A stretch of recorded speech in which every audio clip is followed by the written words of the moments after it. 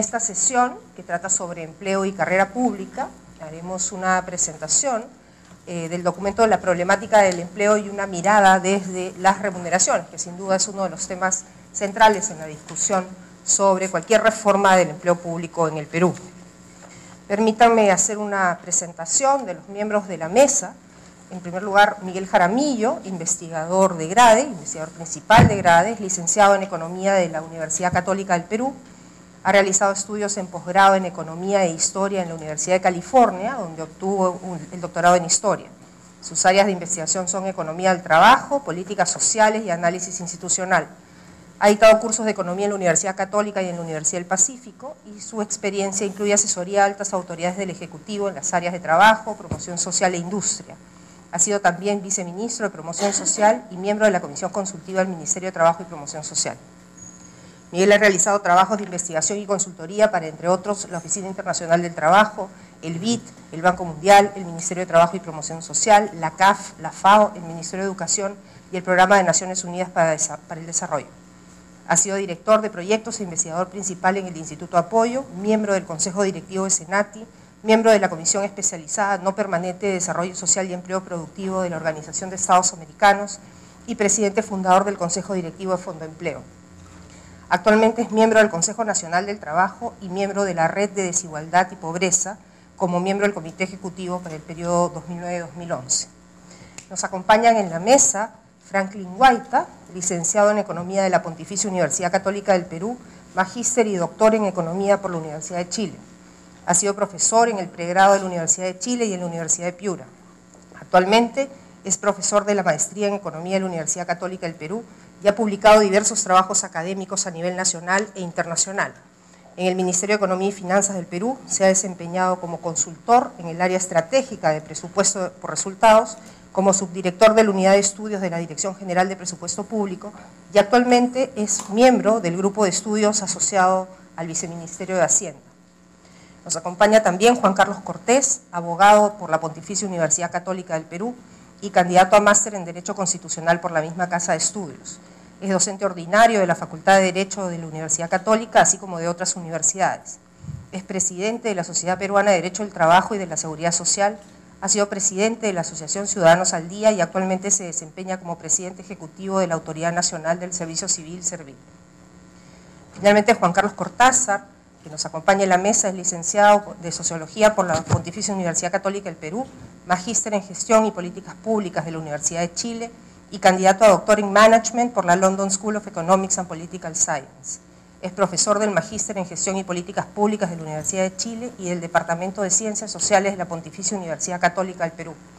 Sus investigaciones académicas se concentran en tópicos tales como gestión pública, la modernización del Estado y las políticas sociales. Juan Carlos ha asesorado a diversos gobiernos de la región y funcionarios nacionales e internacionales en reforma del sector público, gerencia pública, desarrollo institucional, gestión de recursos humanos y de programas de formación de funcionarios públicos, así como en la reforma y gestión de programas sociales. Como podrán apreciar, tenemos una mesa de lujo esta tarde. Yo quería empezar contándoles una historia que, de no ser una historia verdadera, es una historia pues, ciertamente de humor negro. Hace poco falleció un amigo muy querido y muy tempranamente, no era mayor que yo, él. Entonces comentábamos con otros amigos que él había cumplido sus objetivos en la vida. Él se había propuesto 3 cosas en la vida.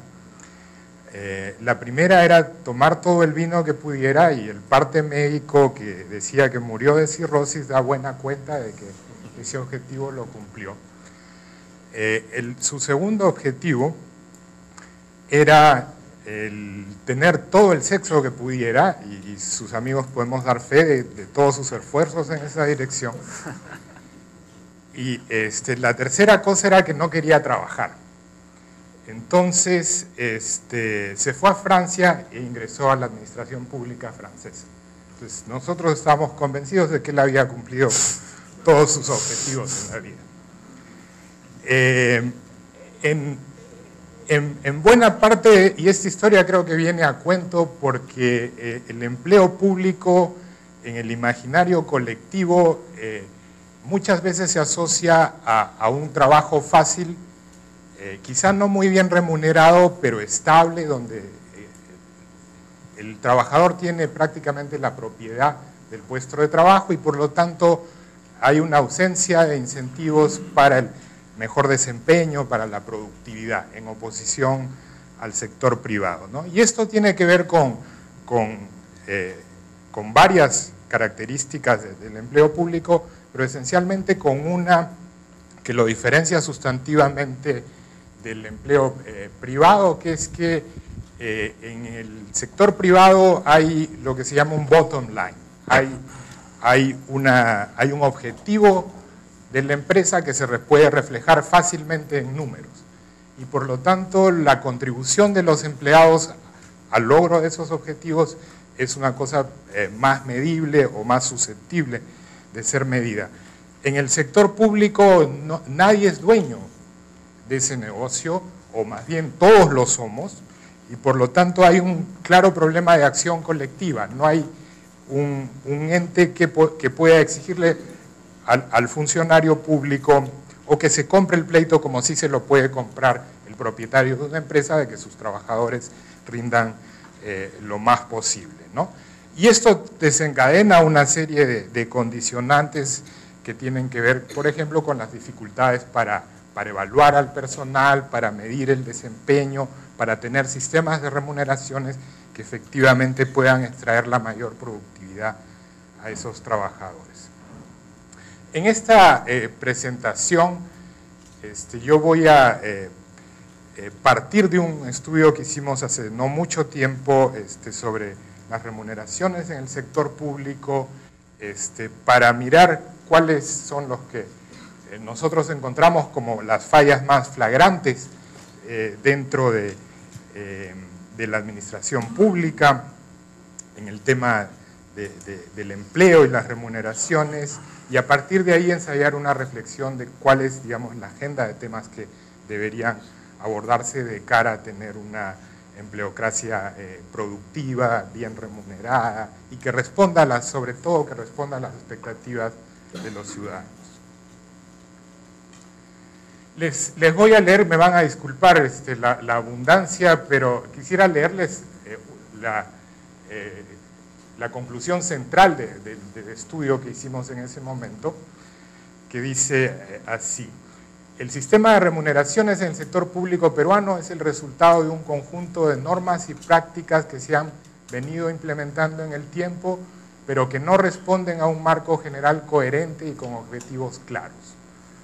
Una efectiva reforma de este sistema requiere de la identificación y caracterización de las fallas y debilidades de este sistema, la comprensión de los factores que están en el origen de las fallas, así como también del planteamiento de objetivos y lineamientos claros dentro de una visión de un Estado al servicio del ciudadano.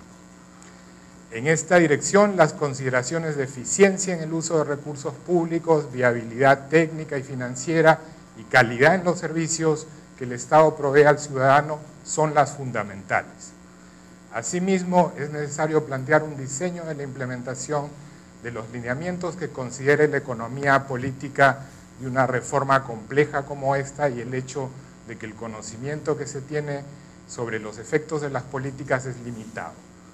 En este sentido, una implementación gradual y con mecanismos de aprendizaje bien instalados desde el inicio del proceso parece ser la vía más razonable hacia el sistema de remuneraciones deseado. Y les leí esto porque bien podría ser esto también un diagnóstico del sistema de empleo público. No hay un sistema coherente que esté guiado por objetivos y donde los instrumentos, contratos, remuneraciones, gestión, etcétera, estén orientados hacia ese objetivo, sino que es un sistema que se ha venido improvisando en el tiempo y donde las soluciones a los problemas han venido vía parches que ahora conforman un monstruito que es difícil de comprender, con miles de vericuetos y más complicado aún de abordar en su integridad. Entonces, la reforma del sistema de remuneraciones requiere de esfuerzos similares a los que se requieren para solucionar los problemas del empleo público. Y de ahí, digamos, que yo extraigo esta mirada a las remuneraciones como el prismático para ver los problemas del empleo público, ¿no? Identificación, caracterización y comprensión de las debilidades y fallas del sistema y planteamiento de objetivos y lineamientos claros dentro de una visión de un Estado que sirve al ciudadano, ¿no? Para esto, para poder implementar este tipo de solución, la reforma de la carrera pública es una condición indispensable. Entonces, esta es un poco la reflexión de partida que vincula remuneraciones con carrera pública y servicio civil. Por lo demás, remuneraciones es importantísimo desde la perspectiva puramente fiscal. La planilla pública representa 30% aproximadamente, casi un tercio del presupuesto nacional, crece a razón de 1.000 millones de soles cada año. Estas son cifras de Servir, la primera son cifras del MEF. A pesar de normas que prohíben nombramientos e incrementos salariales. Entonces, si uno se lee las leyes presupuestales de cada año, uno pensaría de que, no, cada año gastamos lo mismo en personal. No, independientemente de esas normas, la planilla ha venido creciendo a razón de 1.000 millones de soles cada año. En parte este crecimiento se debe al caos en la gestión de las planillas, caos que solo recientemente, yo diría en el último quinquenio, se ha empezado a abordar, ¿no? Pero más importante, conceptualmente, las remuneraciones son la herramienta más potente que uno tiene para motivar e incentivar al funcionariado público, al servidor público. Entonces, con esta introducción paso a detallar lo que nosotros identificamos como los principales problemas en el sistema de remuneraciones de la administración pública, ¿no? Y son básicamente 5 temas que tienen varias aristas cada uno, pero que voy a tratar de resumir en el tiempo que se me ha asignado, ¿no? La primera es la diversidad de regímenes que crea disparidades y dificulta comparaciones, ¿no? Más recientemente estamos viviendo esto claramente con la eliminación del régimen CAS, que era uno de los regímenes, bueno, ahora feneciente. El segundo problema es la innecesaria y onerosa complejidad de la estructura remunerativa. El tercero es la informalidad laboral que campea en el sector público con tanto más fuerza que en el sector privado. El cuarto son las serias distorsiones remunerativas en términos de, por ejemplo, cuando uno compara trabajadores con apenas primaria completa con trabajadores con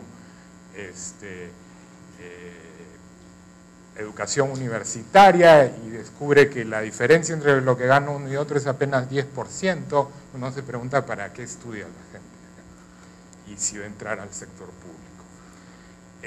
Y quinto, de que no hay una política de remuneraciones.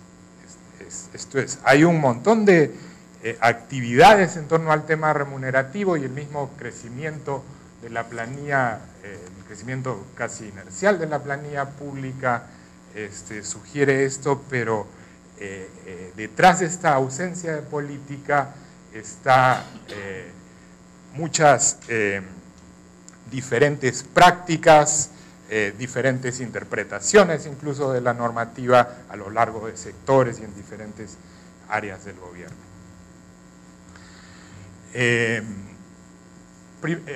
Voy ahora a detallar un poco por qué nosotros identificamos estos como las 5 principales fallas, ¿no? La primera es, como decía hace un momento, la diversidad de regímenes crea disparidad y dificulta las comparaciones. El primer punto acá es que no existe una verdadera carrera pública acá, ¿no? Lo que existen son 3 regímenes laborales diversos que no están relacionados, su coexistencia no está relacionado a objetivos de gestión, sino, como decía en el diagnóstico más global, a la improvisación con que se ha venido manejando este tema. Tienes por un lado a aquellos que están bajo el decreto legislativo 276, que es supuestamente la ley de carrera pública, pero que nunca se llegó a implementar como tal y que es el grupo más numeroso de servidores y el más antiguo.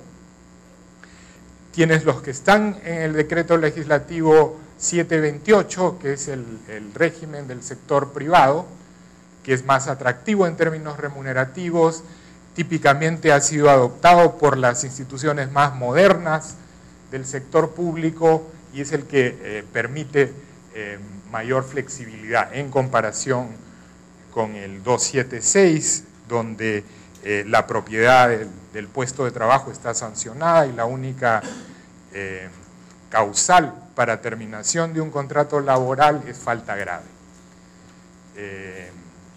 Y finalmente tenemos al feneciente CAS, que fue no más que una regularización de los llamados servicios no personales, que son trabajadores que no tenían un contrato laboral, sino que tenían un contrato de prestación de servicios, que por lo tanto no irrogaba ningún tipo de beneficio de los típicamente contemplados en las normativas laborales.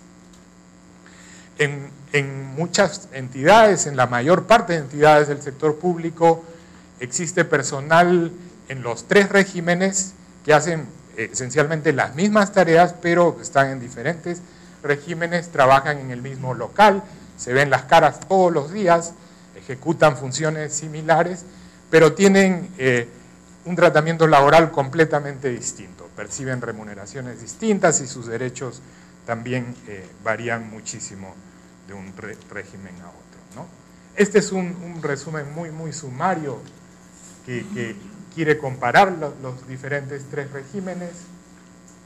La fijación de las remuneraciones es diferenciada a lo largo de cada régimen.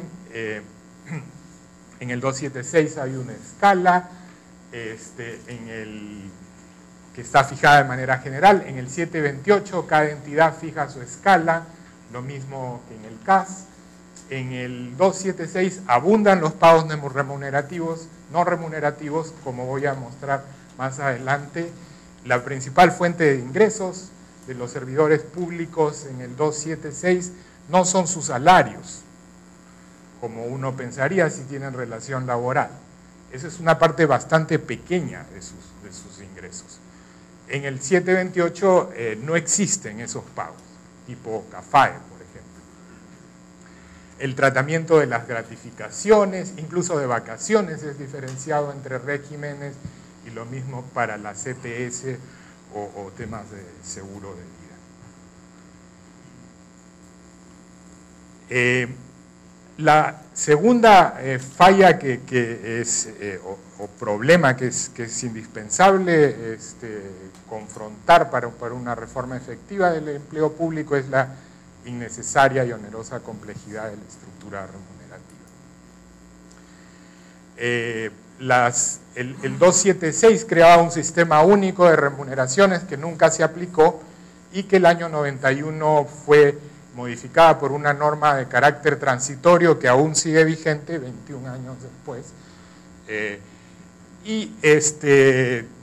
establecía cierta base remunerativa y sobre esa se han ido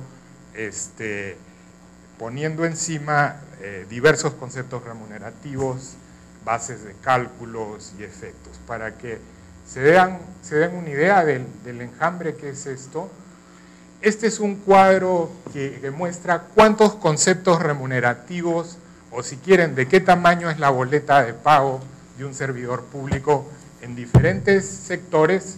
En la primera columna los pueden ver los diferentes sectores y bajo los diferentes regímenes. En general los regímenes tienen, bajo cualquier régimen y en cualquier sector, un funcionario público probablemente tiene más de 100 conceptos en su remuneración o en sus ingresos mensuales. Los récords lo tienen el Ministerio del Interior y el Ministerio de Defensa. No sé por qué, de repente Nuria nos puede contar después por qué se hizo. En el Ministerio del Interior hay más de 522 conceptos remunerativos en la planilla, y en Defensa hay más de 340 conceptos remunerativos, pero no son los únicos, ¿no? En los gobiernos regionales hay más de 400, en la PCM misma hay más de 100. Entonces, estos son en educación hay 277. O sea, en el sector que uno vea no es un tema de que hay sectores problemáticos o hay regímenes problemáticos. En general, esto cruza toda la administración pública. ¿Por qué son necesarios tantos conceptos remunerativos? ¿No sería más sencillo para el Estado y para el trabajador pagarle por un solo concepto que se llame remuneración? No sé, es una pregunta para los abogados.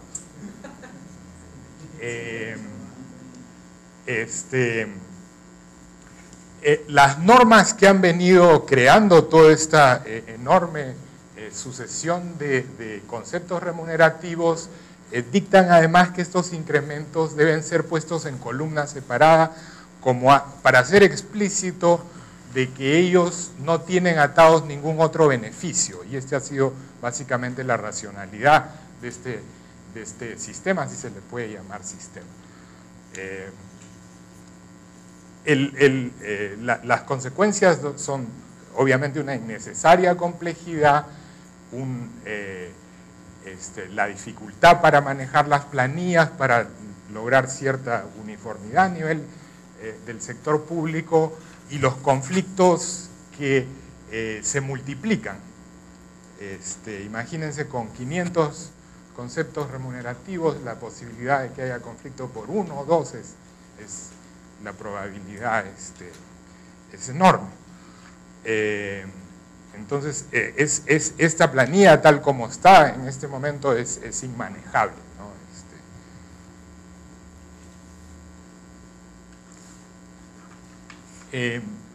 Esto en parte también está relacionado a la tercera gran falla que identificamos, que es la informalidad.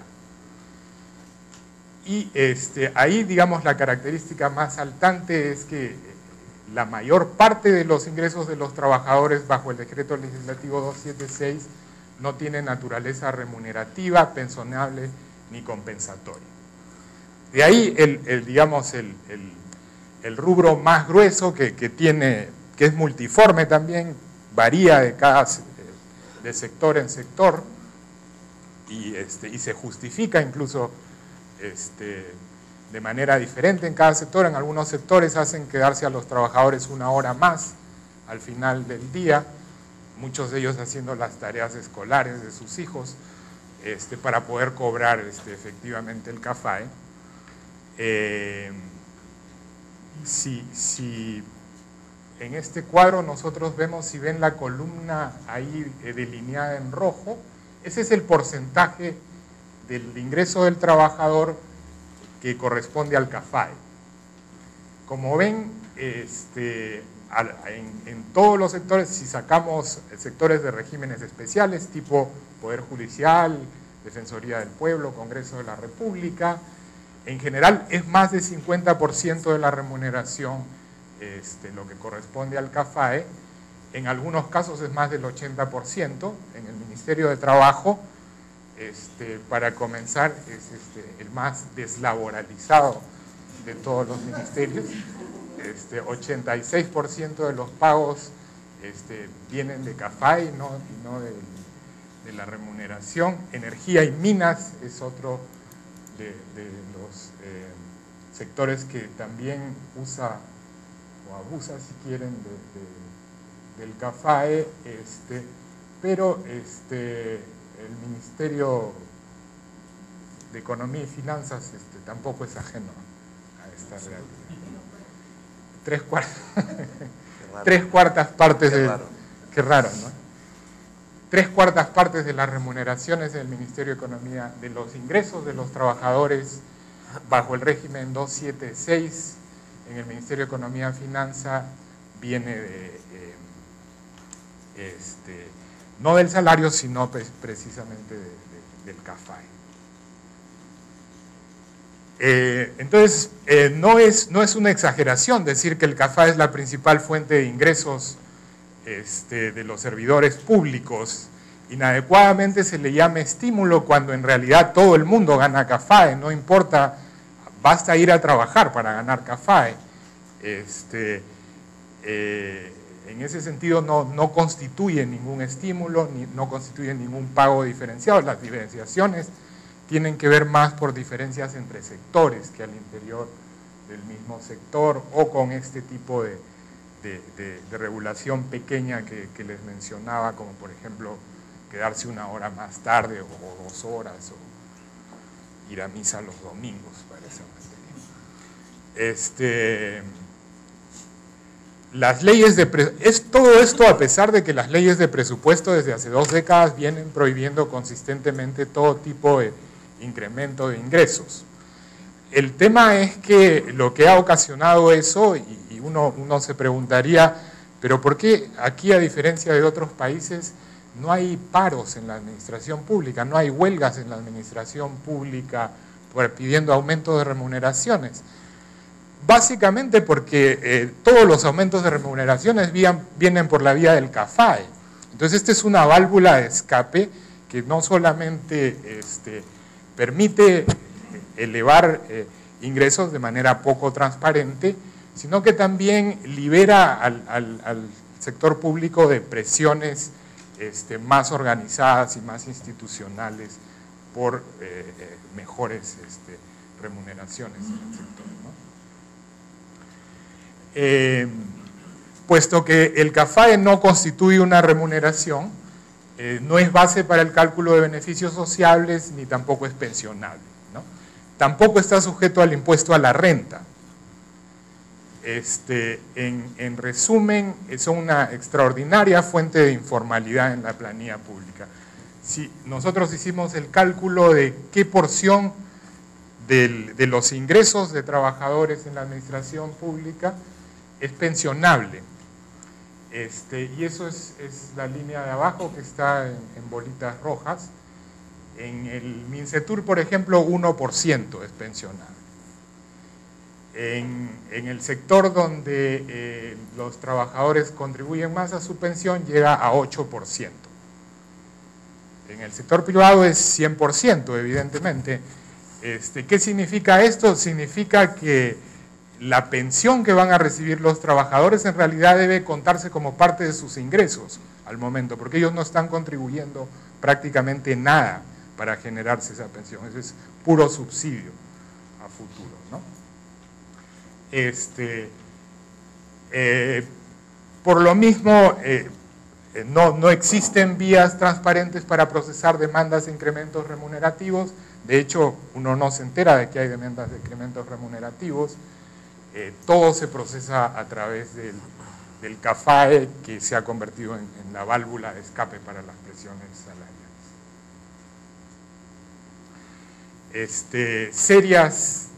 La cuarta falla es serias distorsiones remunerativas. No solamente es el tema de que hay muchos conceptos remunerativos y es una planilla poco gestionable, poco manejable. Hay una serie, voy a señalar 3 distorsiones remunerativas que hacen el sector público poco competitivo. Uno, en comparación con el sector privado, las remuneraciones en el sector público son altas para los poco calificados y bajas para los más calificados. Esto es, si tu profesión es chofer, estás mejor en el sector público que en el sector privado, sin duda. Pero si eres ingeniero, sociólogo, si tienes maestría, doctorado, etcétera, estás mucho mejor en el sector privado que en el sector público. En esta dirección, la noción de que los trabajadores del sector público están en general mal pagados no es correcta. Los trabajadores no calificados están excelentemente bien pagados en el sector público. Si uno hace las comparaciones controlando por todos los rubros remunerativos, normalizando por horas trabajadas y todavía sin incluir el aspecto pensionario, que es más complejo de incluir. Lo que encontramos es que no hay diferencias significativas en la compensación total que reciben los trabajadores menos calificados. El único segmento donde encontramos diferencias significativas es en el sector más calificado. Y en este segmento pagan mejor, bastante mejor el sector privado que el sector público. Primera distorsión. Segunda distorsión, alta dispersión entre categorías similares de trabajadores, o sea, dispersión horizontal. Gente que hace el mismo trabajo puede ganar muy distinto. Entonces, bueno, uno puede decir, sí, pero ese es un tema de los 728 que metieron en la época de Fujimori, que esa es una coladera y un caos, etc. Efectivamente, en el 728 las diferencias son más o menos de 2-1 entre los que ganan más y los que ganan menos para el segmento de funcionarios y directivos o profesionales, que son los segmentos más calificados. Pero en el 276 es incluso peor la cosa. Entonces no es un tema del 728, esto está en el 276, que es supuestamente la ley de carrera pública nunca implementada, en primer lugar, ¿no? Y aquí las diferencias pueden llegar hasta 6 veces más. Pueden ganar 2 funcionarios que cumplen las 2 labores directivas, pueden tener una diferencia de 1 a 6 en sus remuneraciones, dependiendo de en qué sector está, en qué entidad pública está. Bueno, uno diría, claro, es que no, entre funcionarios y directivos ahí puede haber una gama muy amplia, hay desde los que son parientes de algún congresista y que los ponen ahí por favor político, y hay los que están verdaderamente preparados, entonces de repente hay cierta lógica en que haya tal dispersión. Pero no, miren el rubro auxiliares. Auxiliares es el trabajo menos calificado, son la gente que hace las fotocopias, que va a la esquina a comprar gaseosa cuando hay invitados, cosas así. Pueden haber diferencias de hasta 5 veces entre lo que gana un auxiliar entre un sector y otro. Y bajo cualquier régimen se observan estas diferencias, en particular entre el 276, hay diferencias de hasta 4 veces entre lo que gana un auxiliar que está en el Ministerio de Educación, por ejemplo, y uno que está en la SUNAT, haciendo una labor que por definición no es diferenciable, ¿no? De repente en la SUNAT tienen mejores fotocopiadoras que el Ministerio de Educación, pero no, eso no requiere habilidades sustantivamente diferentes, ¿no? Sacar una fotocopia. Donde uno encuentra una cosa más nivelada es en el sector menos regulado, paradójicamente, que es en el sector de los CAS, ¿no? También ahí hay diferencias importantes, pero si uno mira la varianza a nivel del mismo grupo ocupacional, es ahí donde hay la varianza es la menor.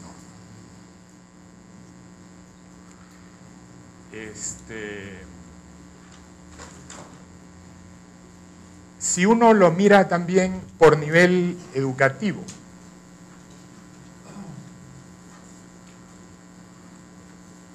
igualmente uno encuentra las mismas diferencias, ¿no? 3, 4 veces, 5 veces más ganando en un sector que en el otro sector. Trabajadores con primaria completa, todos en el MINSA pueden ganar hasta 3.600 soles, en el Minedu ganan más bien 1.000 soles. ¿Por qué es la diferencia? Es que tanto más sofisticado va a ser un trabajador con primaria completa en salud que en educación. No lo sé. Finalmente, la tercera distorsión remunerativa tiene que ver con una distribución de remuneraciones comprimida. Entonces tenemos mucha dispersión horizontal a lo largo de las mismas ocupaciones, de los mismos puestos o tipo de puestos, pero escasa dispersión vertical. Si uno mira cuál es el retorno a la educación dentro de los trabajadores del 276, es cercano a 1% anual. Si uno con los mismos datos de la encuesta nacional de Gares hace el cálculo de cuál es el retorno, o sea, cuál es la diferencia en términos de cuánto más por año de educación gana un trabajador con educación universitaria completa contra lo que gana uno con primaria completa. En el sector privado es casi 8%. Entonces, claramente no paga calificarse y trabajar en el sector público. En promedio, el personal con educación universitaria completa gana entre 15 y 20% más con educación primaria. O sea, 10 años más de estudios pagan apenas entre 15 y 20% adicional en ingresos, ¿no? Más aún, si uno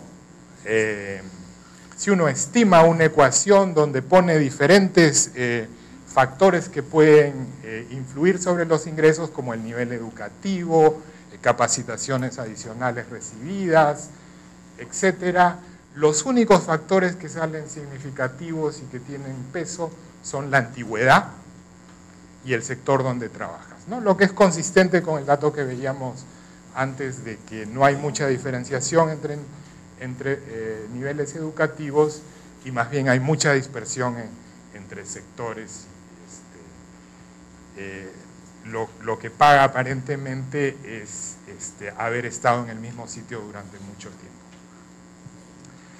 Una consecuencia, quizás la consecuencia más preocupante, más dramática de esto es que a lo largo del tiempo, esto no es un fenómeno nuevo, este es un fenómeno que viene dándose hace décadas, y por lo tanto lo que se ha originado en ese proceso es selección negativa. El Estado es incapaz de atraer el personal calificado, entonces, ¿cuáles son los profesionales que terminan en el Estado?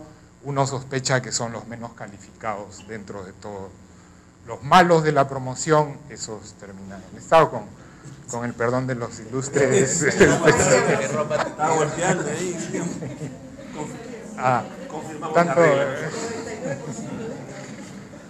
con honrosas excepciones. Sí. Y la quinta falla que encontramos es que no existe una política de remuneraciones. Las medidas han tendido a responder a la coyuntura, sea esta contención del gasto fiscal, las regiones se vienen a Lima y quieren más CAFAE y hay que responderles, presiones políticas, los médicos van a parar de nuevo si es que no los nombras,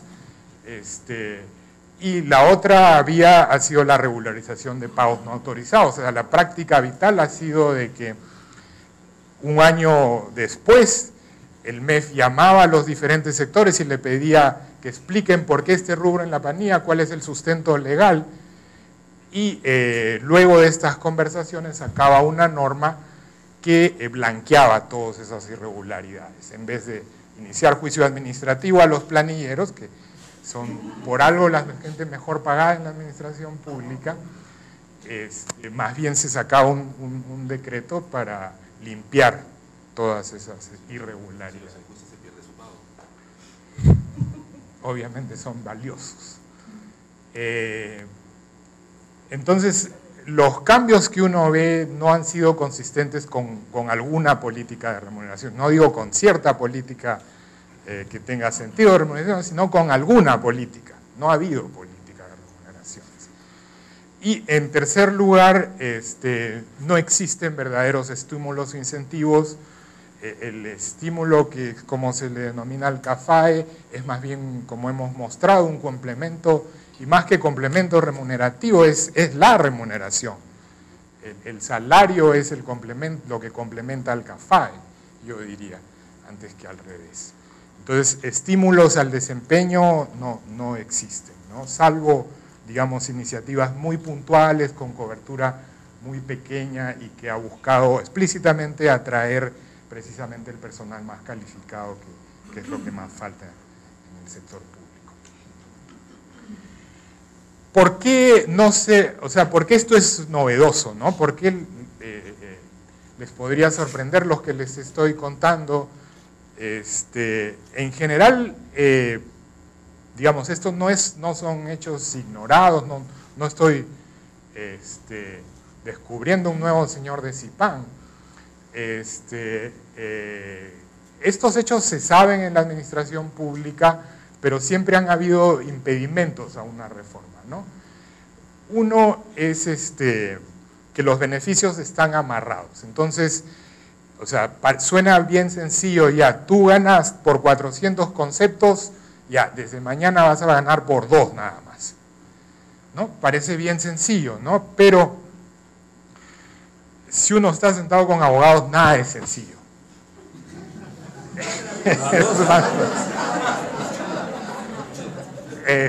Los beneficios están amarrados, entonces si consolidas un concepto y uno de esos conceptos está atado a algún beneficio, todos los conceptos ahora van a devenir atados a esos conceptos, ¿no?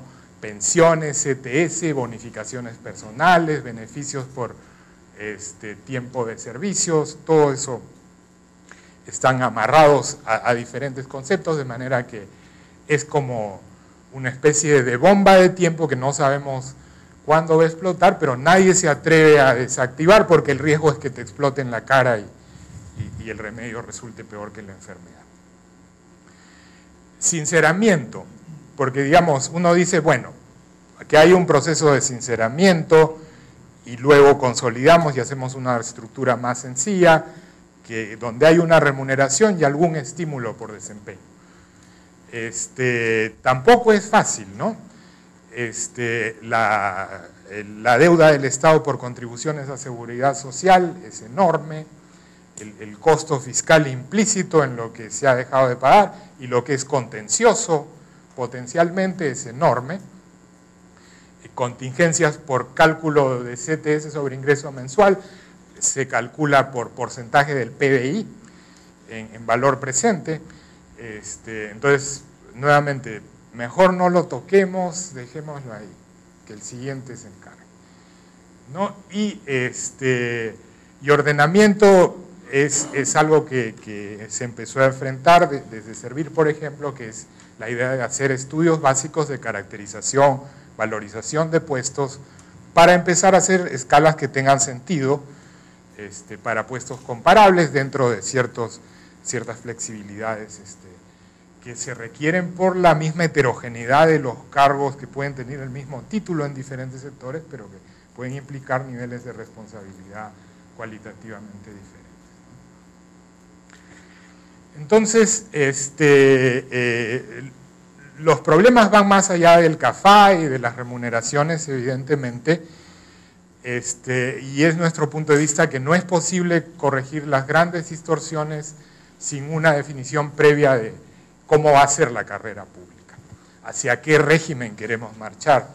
Esas son definiciones que se tienen que dar antes de que cómo se estructuran remuneraciones sensatas que promuevan el buen desempeño, ¿no?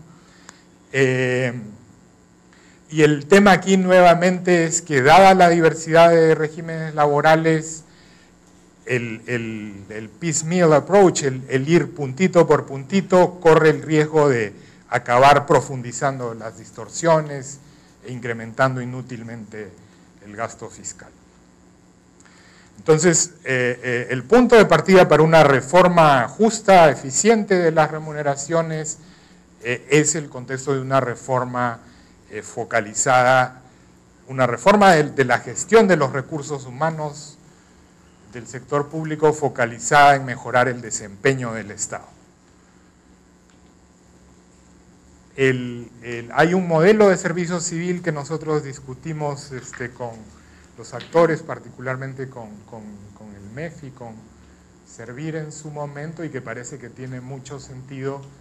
Ignoro cómo ha avanzado la discusión sobre esto, pero esencialmente hay una división, hay una estructura que incluye funcionarios, directivos, servidores de carrera y personal de apoyo, cada uno con características distintas que las hacen diferenciales y con modelos remunerativos acordes para cada uno. Esto parece una base estupenda para comenzar a discutir hacia dónde nos dirigimos. Desde las remuneraciones, algunas consideraciones más puntuales, ¿no? Una, la necesidad de encontrar consenso sobre cuáles son los principios fundamentales. No discutamos cuánto se debe pagar de CAFAE o si el CAFAE debe o no debe subir, sino cuáles son los principios fundamentales que deben guiar un sistema de remuneraciones en un Estado que sirve al ciudadano, ¿no? Este es un punto bien importante.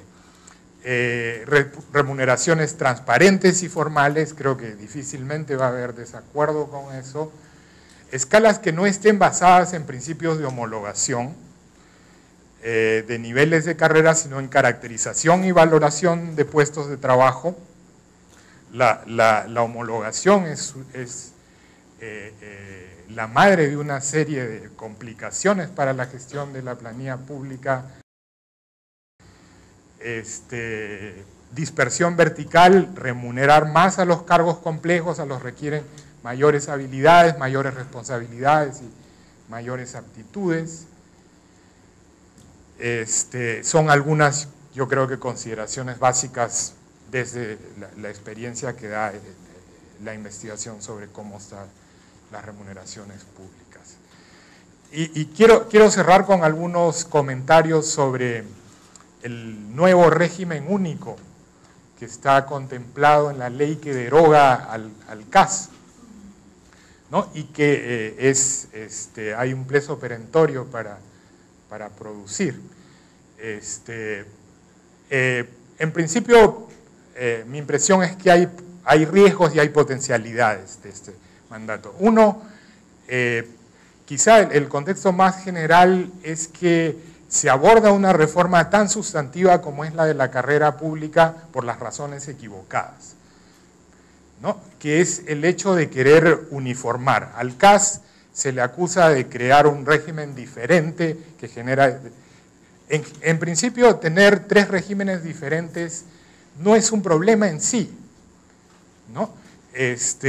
Podrían haber 3 regímenes diferentes. De hecho, yo creo que cualquier régimen razonable de empleo público debe contemplar por lo menos 2 regímenes diferentes, uno para contrataciones permanentes y otro para contrataciones temporales.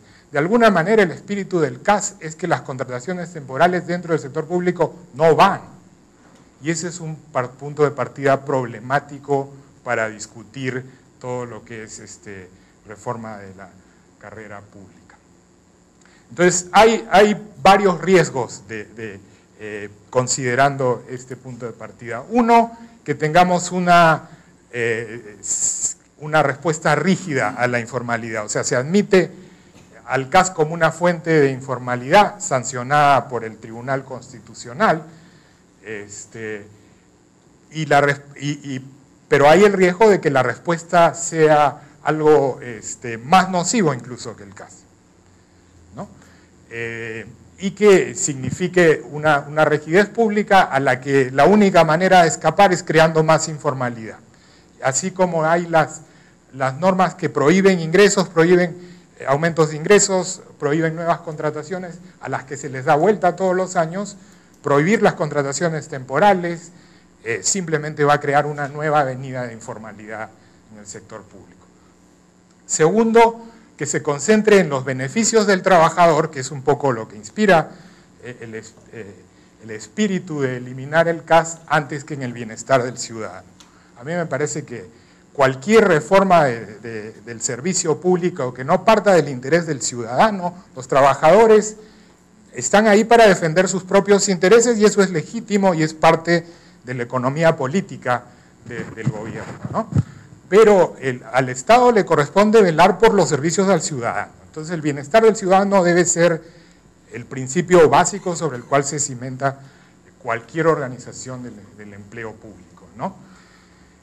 Y otro riesgo es que, puesto que ya se establece un régimen único, se elimine unas islas de modernidad que mal que bien han servido para traer recursos humanos más capacitados al sector público y que no se provea un sustituto adecuado y en ese caso también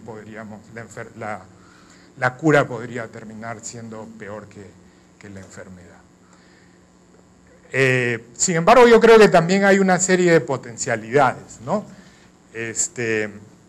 Uno, podríamos tener una ley de carrera pública que considere seriamente la necesidad de flexibilizar, de productividad, de rendimiento, de tener indicadores de desempeño también en el empleo público.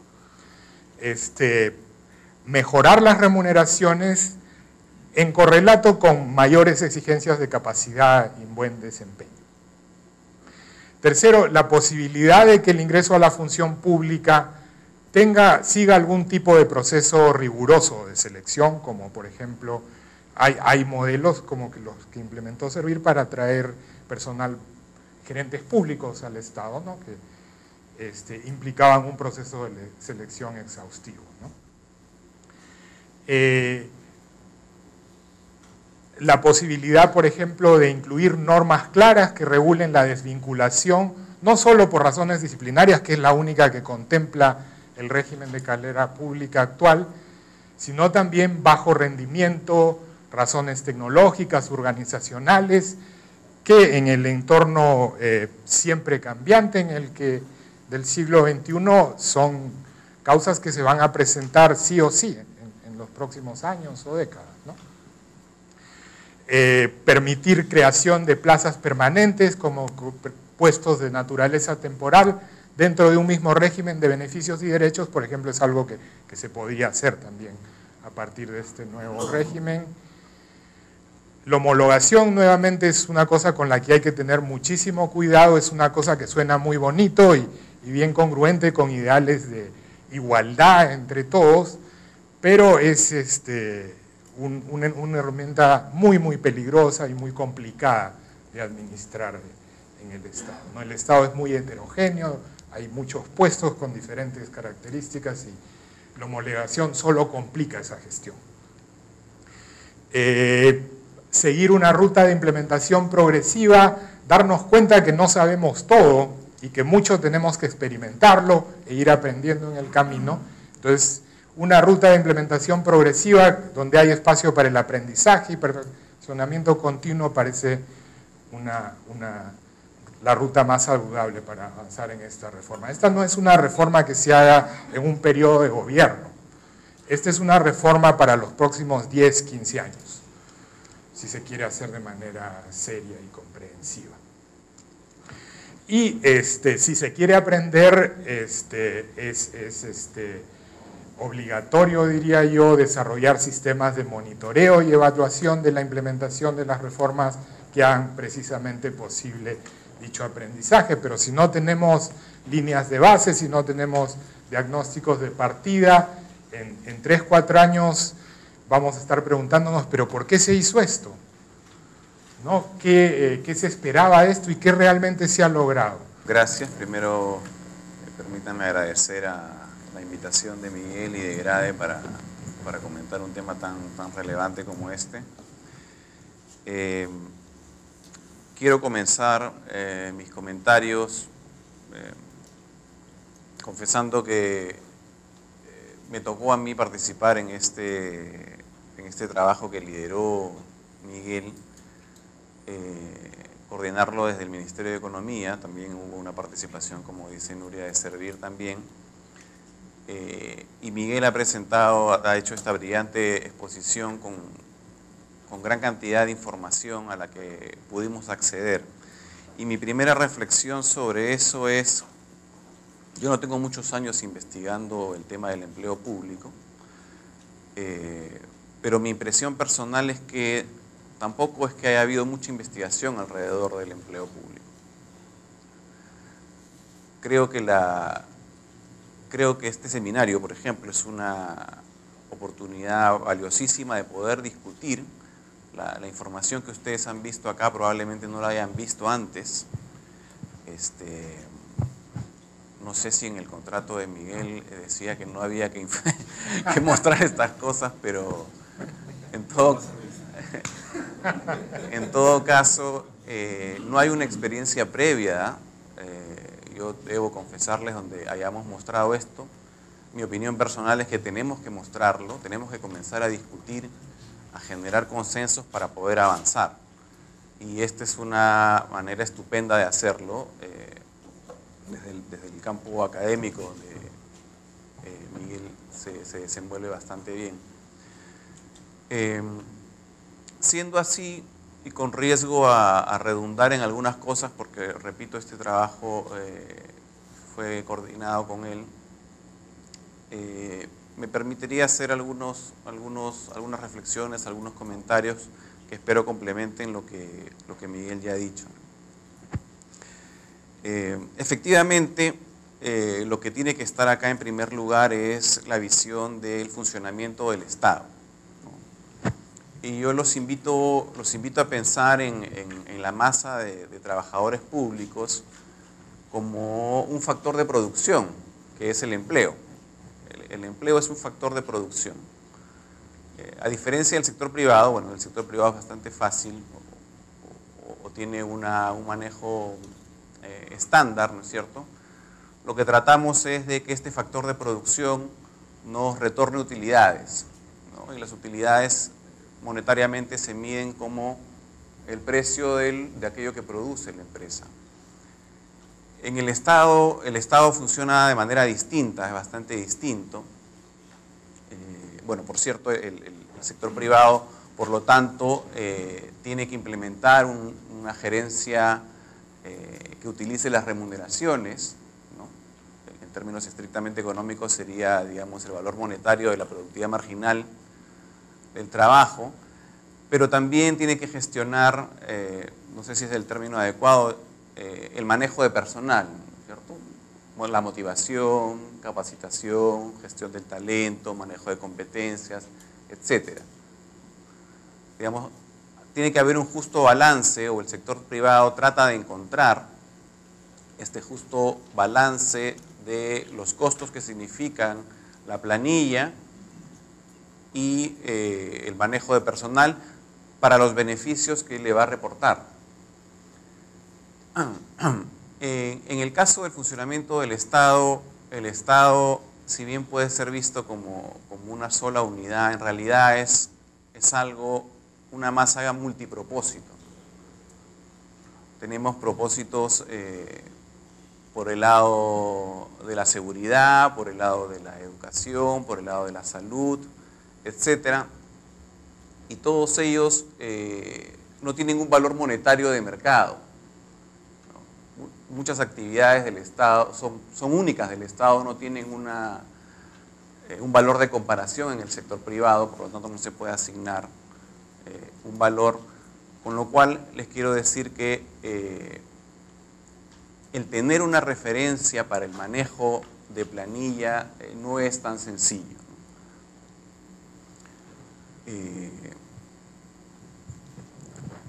Por otro lado, como bien señaló Miguel, no sé si lo hizo, pero el Estado o el burócrata, digamos, no está con el riesgo de que la empresa vaya a quebrar.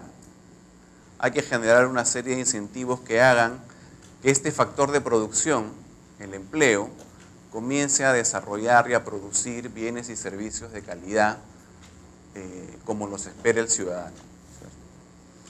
Y efectivamente entonces lo que necesitamos, y es hacia donde ha apuntado la presentación de Miguel, es hacia construir una institucionalidad, ¿no es cierto?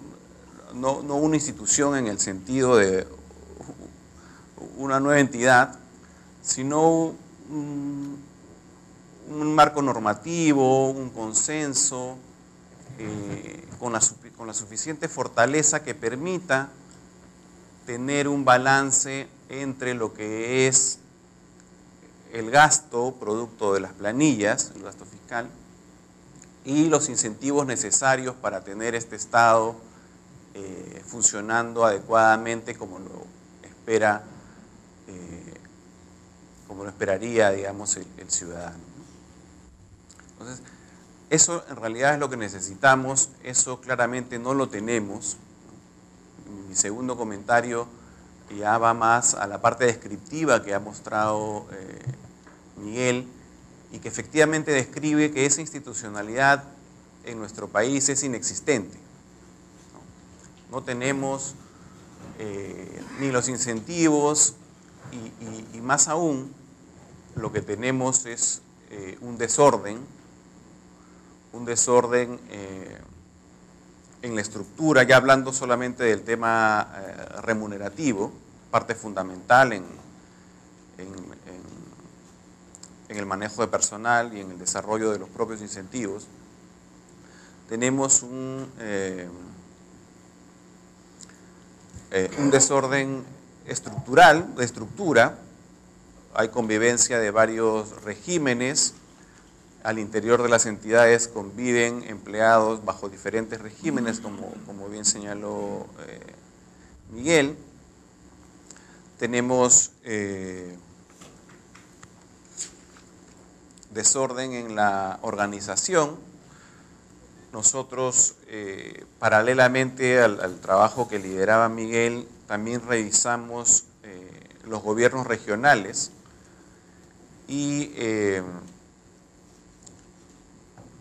este CAFAE, no sé si todos ustedes conocen el CAFAE.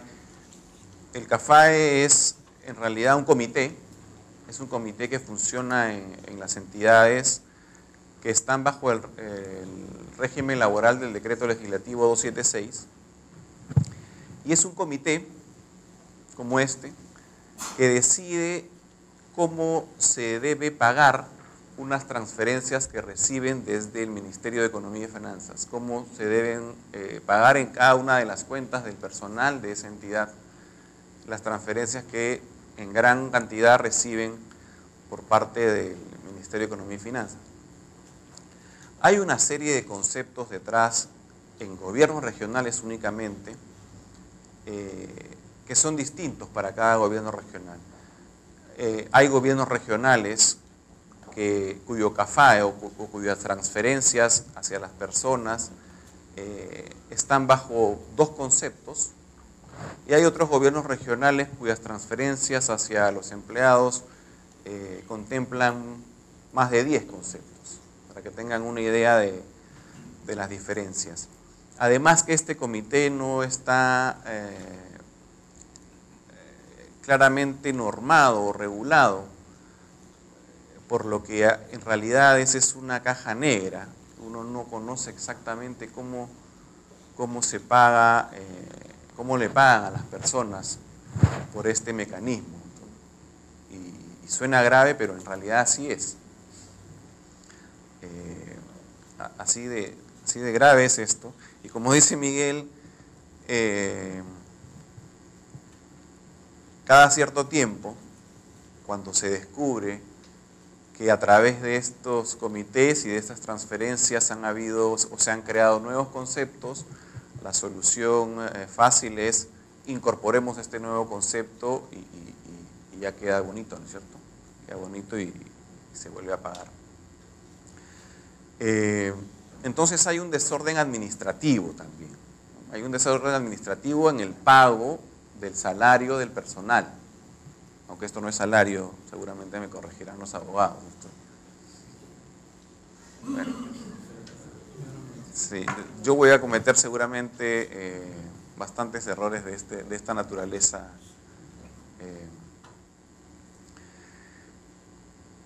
Bueno, efectivamente, resumiendo lo que tenemos, en primer lugar les quise mencionar la institucionalidad que necesitamos desde el enfoque de una gestión pública orientada a los resultados, o sea, una gestión pública eficaz y eficiente.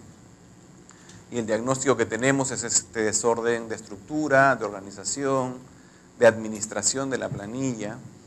Tenemos esta elevada dispersión horizontal que mencionó Miguel, que hace que no exista esta especie de norma de igual trabajo, igual remuneración en una misma entidad inclusive, y además tenemos poca dispersión vertical, ¿cierto?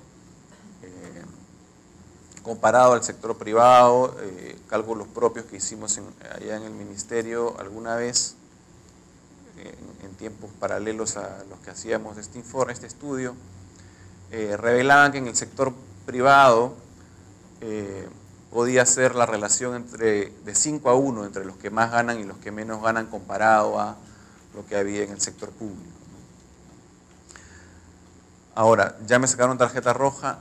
Yo quisiera ir terminando diciendo, o reflexiones finales hacia dónde vamos, qué posibilidades hay de que este monstruo que presentó Miguel se vaya convirtiendo en un monstruo más chiquito, ¿no?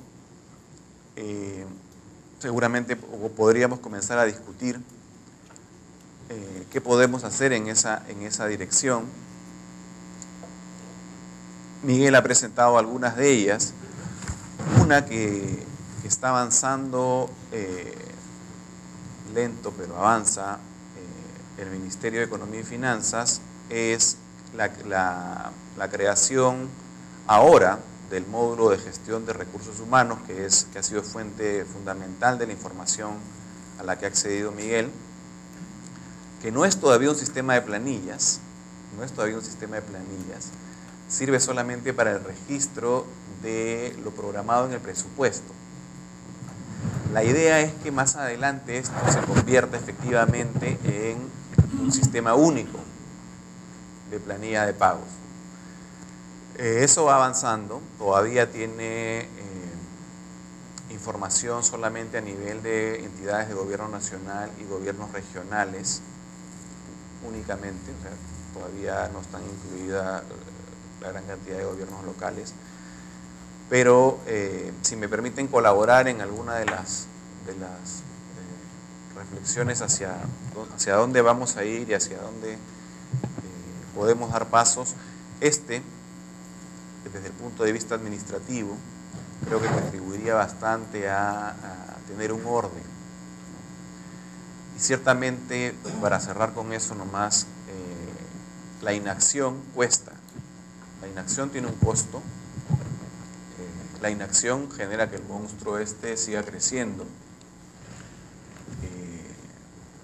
Conversando con un amigo antes de este conversatorio, reflexionábamos si sobre tirar números o no, pero yo voy a tirar un número que, créanme, es un cálculo muy, muy grueso de lo que costaría, por ejemplo, como bien se señaló, tenemos a toda una gran masa laboral, sobre todo del régimen 276, cuyo gran componente de ingreso no es formal, ¿no? Ni paga impuesto a la renta, ni está sujeto a descuentos de pensiones, UCTs, etcétera, ¿no? Que toda esta gran masa de dinero, en esta gran masa de gente, se incorpore a una formalidad, es decir, pase a ser un ingreso formal, créanme que solamente ahora podría costar, en términos muy gruesos, un poquito más de 1.000 millones de soles. Si seguimos esperando ese monto, con seguridad va a aumentar. De hecho, no sé si ese número ha cambiado, ya la gente de Servir seguramente tiene el dato del último, pero hasta el que yo recuerdo, habían 419 normas vigentes regulando diferentes conceptos remunerativos en la administración pública. Con una dispersión de esa naturaleza, cualquier movimiento implica muchísimo dinero, además un impacto enorme, ya sea directamente en la administración como judicialmente.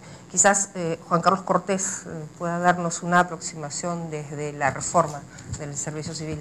Varias cosas, ¿no?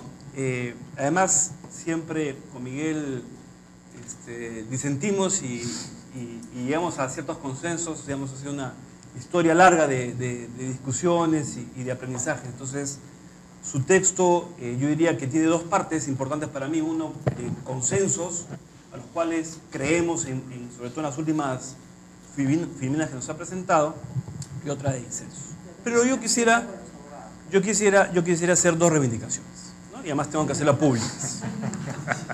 Digamos, claro, digamos, uno y además como presidente de Servir, la segunda tengo que hacerla siempre, y la estoy haciendo, digamos, donde voy y a quien sea en realidad.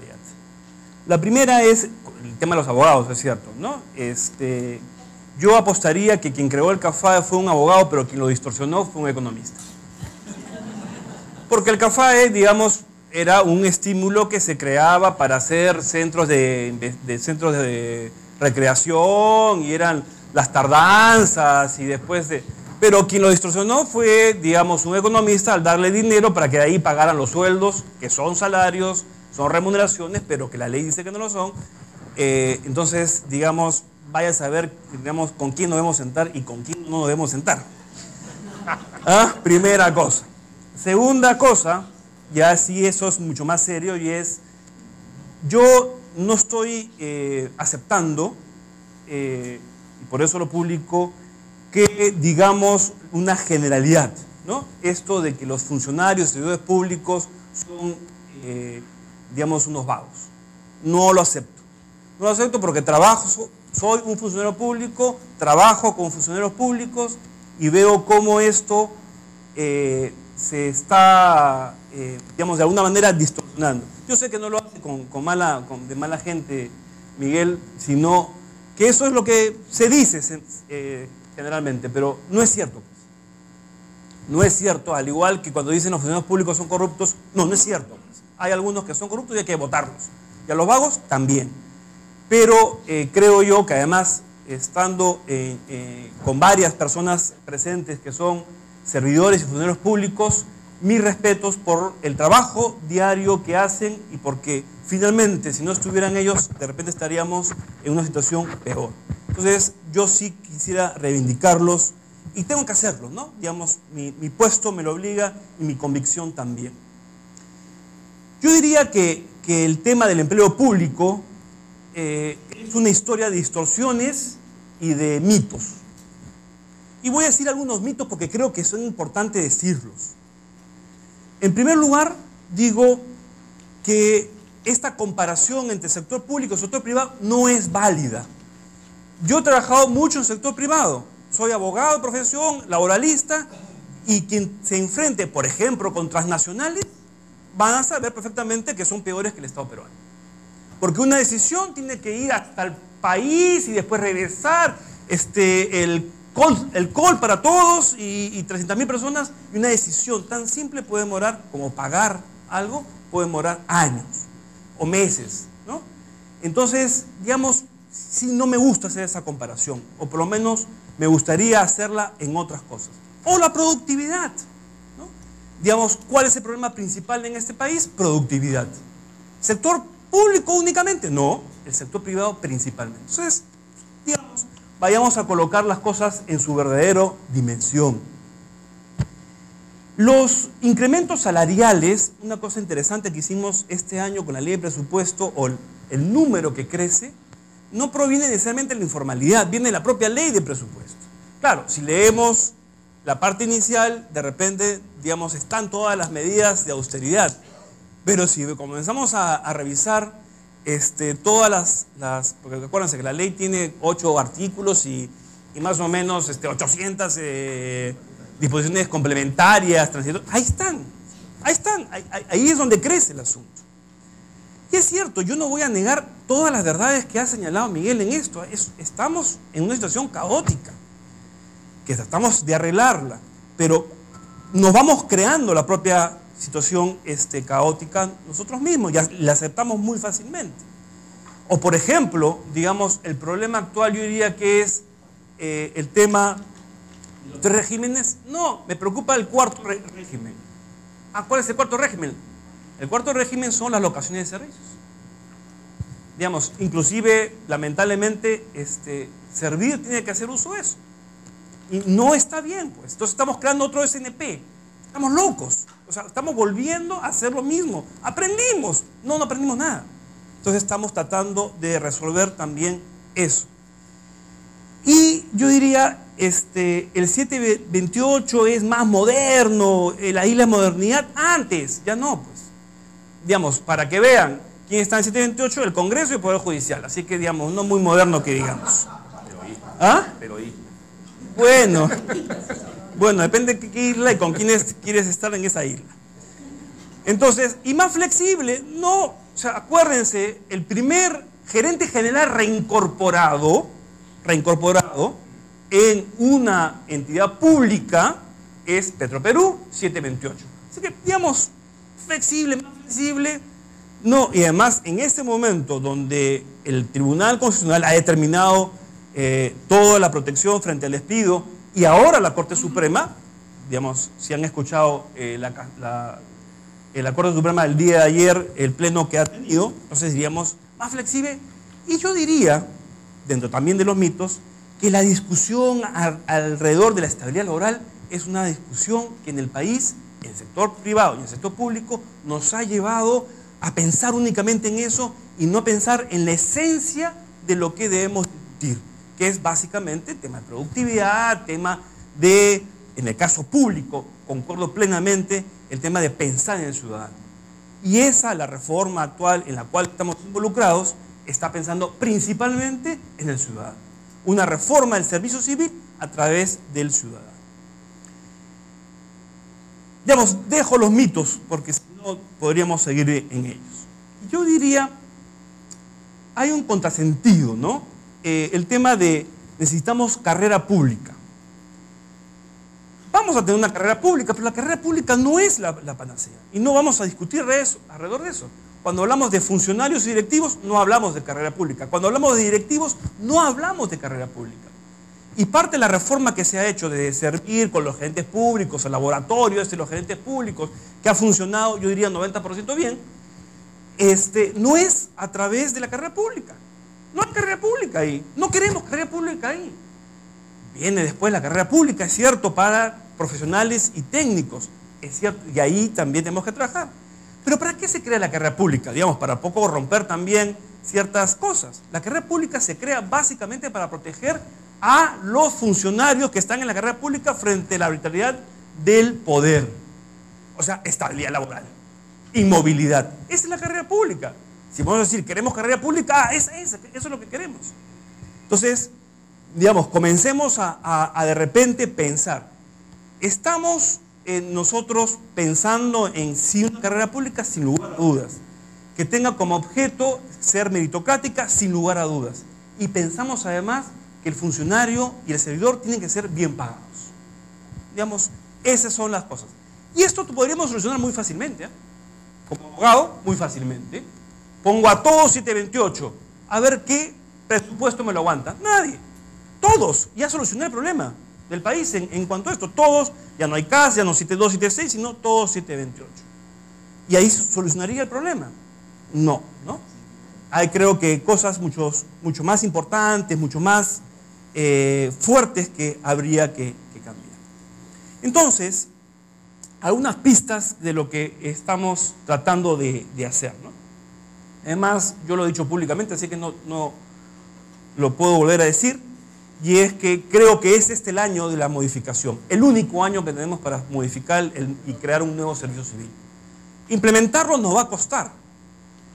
Y digamos, la implementación es todo un problema, o sea, es decir, por ejemplo, las resistencias. ¿Quiénes van a ser los primeros si hay un nuevo servicio civil? ¿Quiénes van a ser los primeros que se van a resistir al nuevo servicio civil? Bueno, interesante, meritocrático. ¿Quiénes son los que están en el 728? Los primeros que se van a resistir. Banco Central de Reserva, SUNAT, penales, Poder Judicial. Ellos son los primeros que se van a resistir. Entonces, ¿qué incentivos creamos para crear un nuevo servicio civil que sea también, digamos, bueno para esos trabajadores? Y creo yo que, sin lugar a dudas, quisiera terminar con eso, hay ciertos consensos importantes en lo que Miguel ha señalado. Creemos, sin lugar a dudas, en que hay principios fundamentales, por lo menos de los que estamos involucrados en este cambio. Y estoy en este momento hablando de los 4 entidades involucradas en la creación del nuevo servicio civil. Digamos, donde está el Ministerio de Economía, donde está la Secretaría de Gestión Pública, la secretaria está acá presente, donde está el Ministerio de Trabajo, cuyo viceministro está acá, y Servir. Digamos, estamos caminando de la manito, así a tientas, pero bajo unos principios que creemos que son los mismos que has señalado. Remuneraciones transparentes, formales, en orientación al ciudadano, en no creer que la homologación es la panacea, que debemos distinguir, que debemos cementar, que debemos que ver los problemas de cada sector y de cada grupo.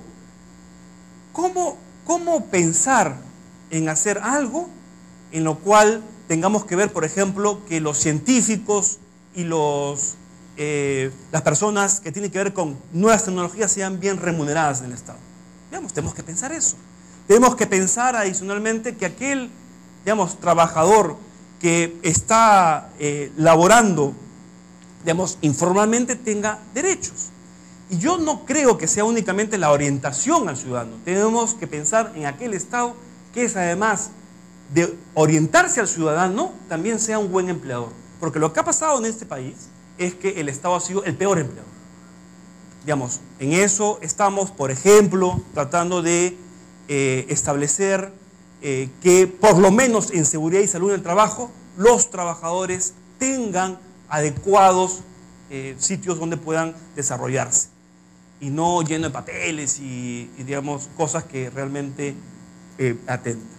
Entonces, concluyendo y resumiendo, agradeciendo a Miguel por la exposición, digamos, es importante para poder discutir algunas cosas. En segundo lugar, es un punto de partida para discutir sobre todo el cómo, porque podemos estar de acuerdo en qué debemos hacer o de repente en los principios básicos, pero lo principal es el cómo implementar, cómo llegar a esa meta que queremos. Y en tercer lugar, señalar que, digamos, desde Servir, y creo que desde el gobierno y desde, digamos, las diferentes entidades, creemos firmemente y vamos a tener los esfuerzos, hacer los esfuerzos necesarios para poder tener un nuevo servicio civil, digamos, por lo menos planteado, aprobado y dispuesto a ser implementado este año, digamos, en lo que queda este año. Bueno, muchas gracias a GRADE por la invitación y por la iniciativa. Para mí un gusto estar en GRADE, un gusto estar en Perú siempre. Los amigos de Servir y del gobierno en general, gracias a Nuria por la invitación. Y me gustó mucho la presentación y el paper que leí de Miguel. Coincido básicamente con todo. Voy a centrarme en un punto donde creo que no es solo el paper de Miguel, creo que hay un tema en el cual no solo el Perú, sino muchos países de la región estamos como un poco atorados. Como bien dijo Juan Carlos, si uno mira el progreso del servicio civil peruano desde el 2008, las reformas del 2008, pareciera que en el Perú se ha comenzado a trabajar, y fue una de las explícitas ideas de la reforma, a nivel directivo. Hay cierta luz de qué hacer a nivel directivo, me imagino que hay debate, habrá gente que está más de acuerdo, menos de acuerdo, pero hay algún derrotero que va por una opción parecida a la que han tomado otros países más siguiendo la línea de servicio civil anglosajón, ¿no? De un nivel directivo sin carrera, ¿no? Que es lo de los gerentes públicos, cuerpos en Brasil, en fin. Y bien lo dijo Juan Carlos, bueno, hay que hacer algo con eso que medio en broma algunos llamábamos el resto del mundo, ¿no? El resto del mundo es la gran masa de funcionarios. Saquemos ahora para esta conversación, por lo menos para mis puntos de la cabeza, el segmento más de auxiliares, en fin, donde las tareas son más homologables, más homogéneas, ¿no? Las fotocopias que mencionaba Miguel. El gran problema está, ¿qué hacemos, qué se hace con los profesionales y técnicos de nivel intermedio no directivos, más o menos especializados? ¿Por qué es complicado? Uno, porque hay mucha diversidad. Dos, y esto es lo más importante, porque son los que directamente están otorgando servicios al ciudadano. El Estado es básicamente la corporación más grande y más diversa de entrega de servicios en un país. Con el adicional, y esto tiene que ver con la diferencia entre lo público y lo privado, que bien señalaba Juan Carlos también y Franklin, disculpa, con el hecho de que esta entrega de servicios se realiza en un contexto público, lo cual quiere decir, siguiendo el viejo adagio de los cientistas políticos americanos, que la política reemplaza al mercado como asignador de recursos. Es decir, todo esto pasa por la política no es una casualidad, ¿no? En el mundo público.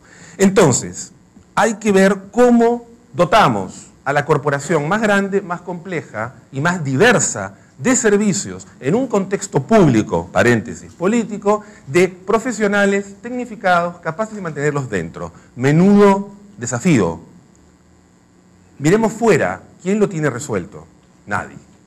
Este problema lo tiene Chile, lo tiene Brasil, lo tiene México, lo tiene Estados Unidos, lo tiene...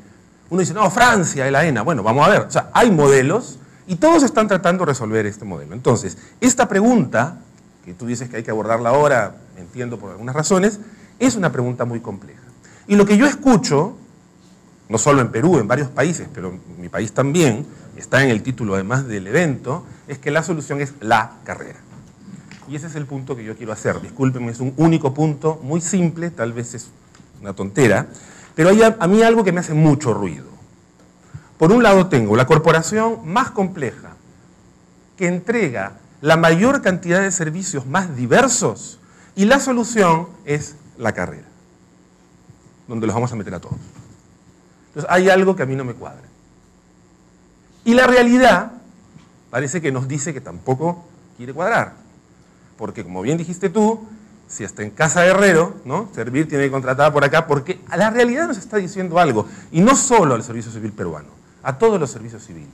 Por ejemplo, ¿hay necesidad de algún tipo de empleo temporal? Parece que sí. Todos tienen que hacer carrera, esa escalerita. La carrera es una escalerita, un ascensor que solo va de subida, además, nunca va de bajada. ¿No? Lo pueden desbarrancar a uno, ¿no? Pero no se baja, ¿no? Uno solo sube, ¿no?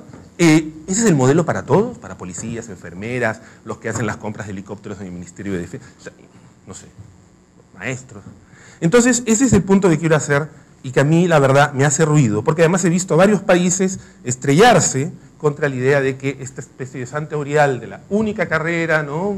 Meritocrática. Pongamos un ejemplo, porque además, entiendo, yo no soy un experto en salarios, mi máxima experticia en salarios es cobrar cada quincena puntualmente. Eso lo hago muy bien, soy muy cumplido. Uno dice, bueno, pero la parte de salarios es la parte dura, la parte objetiva, la parte donde hay menos discusión. La gente trabaja y se le paga. Ojalá, si trabaja bien, se le paga mejor, y si trabaja mal, se le paga un poco menos. Fácil. Otros temas del sistema de servicio civil, cómo reclutar, cómo hacer la evaluación de desempeño, es complicado, pero esta es objetiva y dura. A ver, ¿qué es lo que pagamos cuando decimos que retribuimos a un empleado público? ¿Horas de trabajo? Si es una telefonista está bien, no le voy a pagar por el número de llamadas que responde, porque no depende de ella. Le voy a pagar porque esté ahí para contestar el teléfono en tal horario y tal horario. Pero, o le estoy pagando por productos, o le estoy pagando por resultados, o le estoy pagando por el esfuerzo que hace, o le estoy pagando por las capacidades y habilidades que tiene. Pongamos un ejemplo muy simple. Contrato a una persona para que trabaje en mi casa, para que haga la limpieza. ¿Por qué le pago? ¿Por horas? No me conviene, bueno, la señora o el señor se sienta, no limpia nada y le pago igual. Probablemente le voy a pagar por productos, ¿no? Yo paso la mano por la repisa y si sale con la señora lo está haciendo bien, o el señor lo está haciendo bien, o lo está haciendo mal. Por resultado sería muy forzado, ¿no? Como los microbios enferman a mi familia, ya no es culpa, pues, ¿no? Entonces, le voy a pagar por productos. Pero pongamos que un día a esa misma persona le propongo que ya no va a hacer la limpieza de la casa, que lo que va a hacer ahora es cuidar a mis hijos, lo cual es menudo y lío, pero bueno. Cuidar a mis hijos. ¿Le voy a pagar por producto? ¿Cuál es el producto? Ya, por resultados, o sea, ¿cuál? Si mi hijo le va mejor en la escuela, la nana. Probablemente le voy a pagar pensando en sus capacidades y habilidades. ¿Cómo lo trata? Va a pesar más en ese caso que si es la persona que hace el aseo, donde lo que importa es qué limpia, no cómo lo limpia. Este es un ejemplo muy simple para decir que aún la parte dura del servicio civil, que es la retribución, depende de las orientaciones de política, y eso lo dice bien tu paper, ¿no? De una política de servicio civil, que es lo que se quiere hacer. Hay distintas visiones y pareciera que todas estas distintas, porque pensemos en el mundo público, a la persona que compra le pagamos por producto, por resultado, por esfuerzo, por competencia. Al que diseña política social le pagamos por producto, por resultado, por competencia, por habilidad. Al juez, es complicadísimo. La diversidad está incluso en por qué pagamos, que es la parte aparentemente más dura. La carrera, en singular, parece ser la solución de nuestros problemas.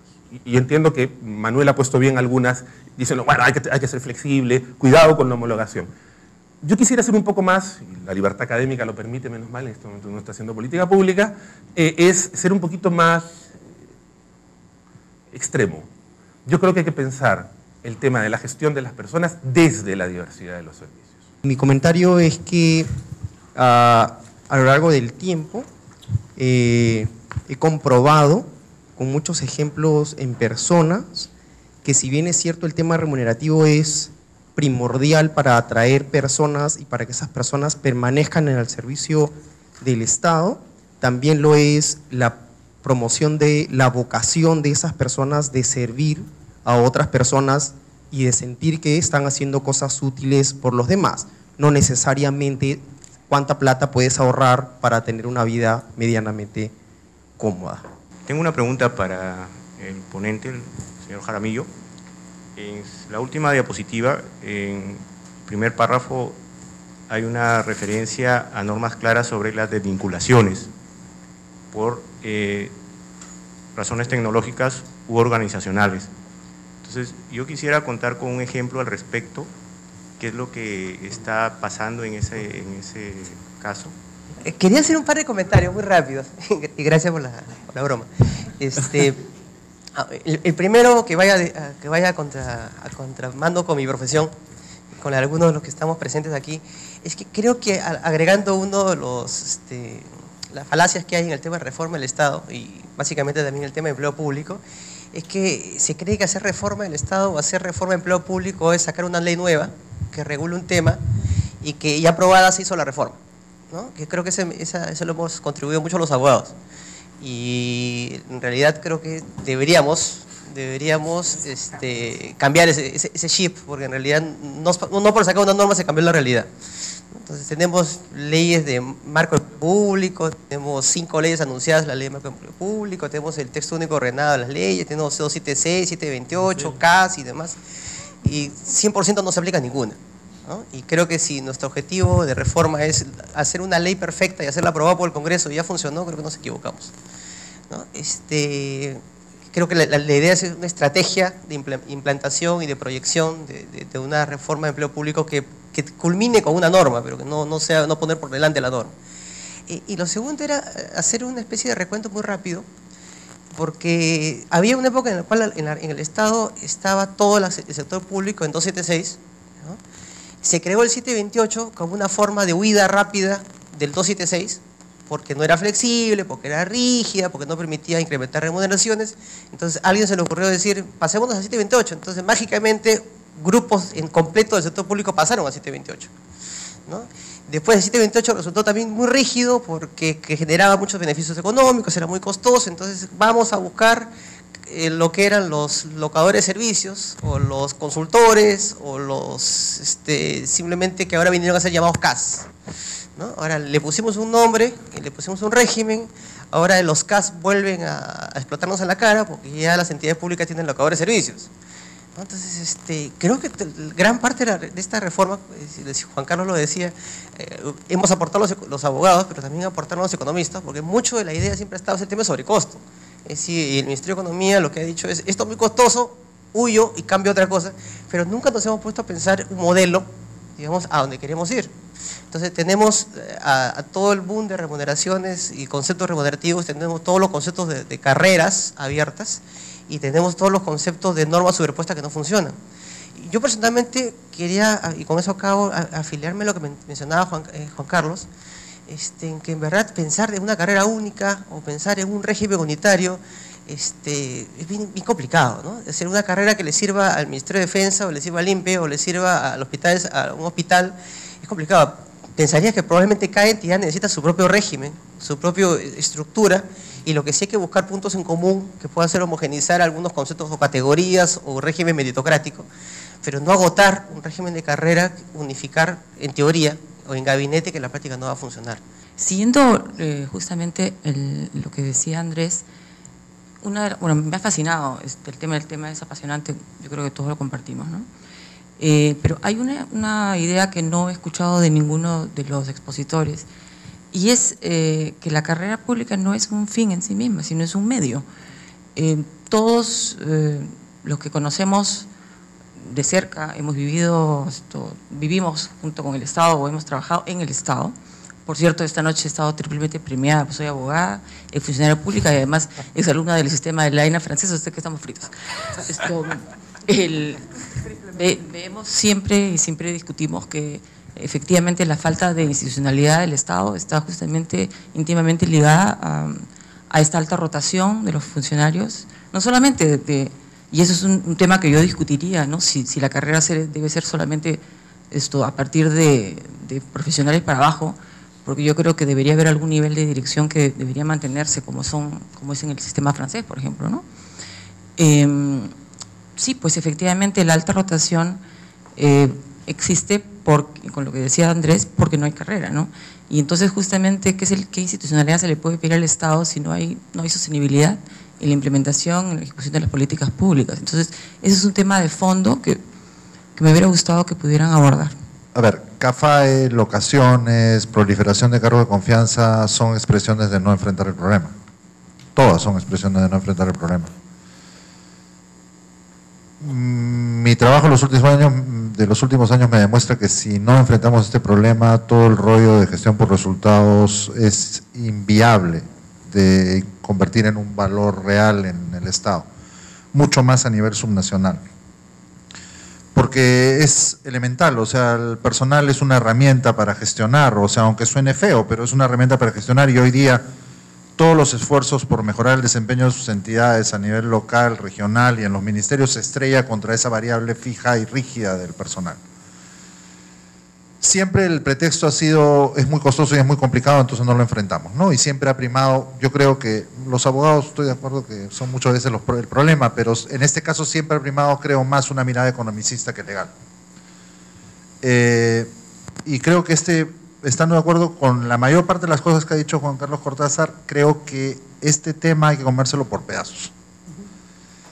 Y mi experiencia es que tenemos que empezar por nivel directivo, es lo más fácil, es lo que va a agregar más valor al manejo de los equipos. Entrar por la masa de los trabajadores es muy complicado, eso nos lo podemos comer de pedacito en pedacito a lo largo de 10 o 15 años, de acuerdo básicamente con una mirada desde la diversidad, pero si el enfoque principal es el servicio al ciudadano, hay que empezar por nivel directivo. Aunque por ahora no podamos hacer que el nivel directivo trascienda gestiones, pero por lo menos que tengamos un nivel directivo que acceda con mecanismos objetivos y salga con mecanismos objetivos en el marco de una gestión política. Porque inevitablemente el trasiego en toda decisión en el sector público es un trasiego político y eso es inevitable. Y creo que gerentes públicos es una buena herramienta, pero es una herramienta insuficiente, lo he dicho un montón de veces. O sea, digamos, el concepto que está detrás es bueno, pero si no lo convertimos en una herramienta que le sirva a todas las entidades para renovar su nivel directivo mediante mecanismos más objetivos, el asunto no funciona. Mejores directivos pueden hacer mejor manejo de equipos con las capacidades y competencias que tiene hoy día la masa. Yo lo he vivido como funcionario público. He logrado sacarle mucho más con una mirada distinta de mi manera de gestionar a gente que en una ocasión anterior, con una manera de gestionar errada de mi parte, no le saqué nada. Entonces yo creo que una clave en el corto plazo es eso, es fácil, no cuesta demasiado. Creo que resolver el tema de la masa cuesta mucho más de 1.000 millones. Pero yo he hecho algunos cálculos estimados, asegurarle un nivel directivo mínimo de una calidad razonable para todas las entidades públicas, desde la municipalidad más chiquitita hasta los ministerios, puede costar algo menos que eso por año. Pero manejar toda la masa nos va a costar muchísimo más de 1.000 millones por año. Yo debo confesar que desde que recibí el programa, me dio un poco de ruido, como dijo Juan Carlos, porque como que ya somos de los que hablamos de servicio civil y ya no de empleo público o solamente de carrera pública, justamente por las múltiples connotaciones que tiene y por todas las afirmaciones que ha tenido todos estos años servicio civil y quienes hemos estado acompañando todo este proceso. Y entonces, claro, el riesgo de todo esto que durante tanto tiempo se habló de que cuando se habla de empleo, el tema es la remuneración, el tema es la estabilidad y toda esa cadena de cosas, claro, terminan siendo una serie de maneras de seguir enfocando el tema desde este desde esta perspectiva. Entonces, a mí se me ocurrían dos ideas que en la línea esta positiva de la esperanza y la convicción, y que los optimistas de la administración pública, como estamos aquí, nosotros en información, en encuestas, en entrevistas, en estudios que hemos hecho en gobiernos locales, que en verdad son los más complicados, según todos lo vemos, sí vemos una diferencia y vemos en muchos lugares ya una asociación a que, si bien existe este tema cultural de que tengo que empezar todo de cero y que tengo que trabajar con gente de confianza o que tengo que crear puestos, ya hay una genuina búsqueda de tengo que hacer algo sostenible en el tiempo, quiero hacer algo trascendental, y la población te exige cosas diferentes que no solamente son que voten por mí a ciegas, sino porque he hecho algo interesante que me permita permanecer y trascender en el tiempo. Y entonces en esta cosa que vamos viendo que está en los gobiernos locales, hay una búsqueda genuina de contratar mejor personal. Hay una búsqueda genuina no solamente de tener personas de confianza, sino personas de confianza incluso de otros gobiernos regionales, de otros gobiernos locales, y entonces hay un mercado que se mueve de colocación y de búsqueda de talentos. Y entonces yo me preguntaba si estamos buscando cómo apoyar y cómo entrar a otras acciones que, así como el tema de directivos puede tener menores resistencias, yo creo que el apoyar en otra dimensión del servicio civil o incluso del empleo, que es el reclutamiento y selección de personal, apoyando a estas personas que están en una búsqueda genuina de mejores profesionales para cumplir mejor sus objetivos, creo que podría haber un aporte muy importante. Incluso nosotros en la escuela, no solamente por la investigación, sino porque te piden gente, te dicen refiérannos personas, te dicen estamos buscando tal gente para tales personas, tienes gente de este perfil, recomiéndanos. Entonces yo creo que sí, creo que es un camino bien interesante que ya va a permitir apuntar a una cierta profesionalización, y creo que incluso podría prestigiar significativamente también a servir ofreciendo bases de datos, que me parece que la idea era también registrar y a las personas. Entonces creo que darle una fuerza importante a ese tema sería bien interesante. Uno, el cuerpo de gerentes públicos es una experiencia importante y exitosa, pero mucho se ha dejado a la variable política de la decisión de las autoridades políticas, de los presidentes regionales, tener éxito en esa oportunidad. Creo que se podría buscar, o en todo caso incentivar más, que los gobiernos regionales pidan más a los gerentes públicos, porque San Martín y La Libertad creo que son los que tienen los números más grandes y están teniendo resultados no solo en inversión, sino en resultados en el servicio. Segundo, una pregunta respecto a, yo tengo una duda ahí, ¿cómo hace un gerente público o un directivo, en ejemplo, en educación o en salud? ¿Lo formamos un especialista en administración o lo formamos un especialista en salud y después lo capacitamos, uno en educación y después lo capacitamos en gestión? En el tema de descentralización me parece importante porque hoy los gobiernos regionales tienen un rol importantísimo en la gestión, y más en el tema de educación, que es un tema que yo personalmente he visto que los funcionarios tienen. Y uno más, creo que es importante contar historias. Los gerentes públicos hoy están teniendo experiencias exitosas, pero poco se está haciendo porque los demás conozcan esas experiencias, a nivel de entre ellos mismos, eso sí no lo sé, o a nivel de los demás, que no son gerentes públicos, pero que igual están en el servicio público y se enfrentan a retos cada día distintos, con contextos distintos, pero que pueden y están dando soluciones. Y creo que los demás también, que están en el servicio, que quieren aprender o no, o desde el punto de vista académico, profesional, también que conozcan eso. Creo que además de abogados, economistas, nos golpean, creo que hay que tener mucho cuidado con las palabras, ¿no? Y por ejemplo, yo te diría, Tocayo, que hay un problema con las eses, ¿no? O sea, si no dices carreras públicas o servicios civiles, digamos, el tema es, en el Perú va a haber carreras públicas diferentes, se quedan los educación, salud, militares, y la carrera pública como tal no genera necesariamente falta de flexibilidad, no es la carrera todos ahí metidos, sino es en función de lo que hemos conversado, es pensando en las diferentes diferencias que existen en cada sitio o en cada profesión. Y por eso, y con eso termino antes que me manden la tarjeta, digamos, no estamos viendo únicamente el tema de remuneraciones, estamos viendo mapeo de puestos, perfiles, metas, o sea, es decir, es el paquete completo. Y por eso no hablamos de la ley, sino hablamos el nuevo servicio civil. Ese es lo que estamos hablando. De repente tenemos que decir nuevos servicios civiles también. Ahorita. Vamos a ver. Pero en fin, digamos, el tema es que sí estamos pensando en la flexibilidad. Creo que de alguna manera, sí, obviamente, tenemos, y con eso termino, tenemos que pensar también en lo políticamente viable, ¿no? Porque no, digamos, si nos aparecemos en ese momento con algo que no diga algo de carrera pública, lo más probable es que no salga nada. Entonces, digamos, sí estamos pensando un poquito el tema de flexibilidad más carrera. El tema no es semántico, el tema es pensemos desde la diversidad y no contra la diversidad. La diversidad no es el enemigo es el desorden.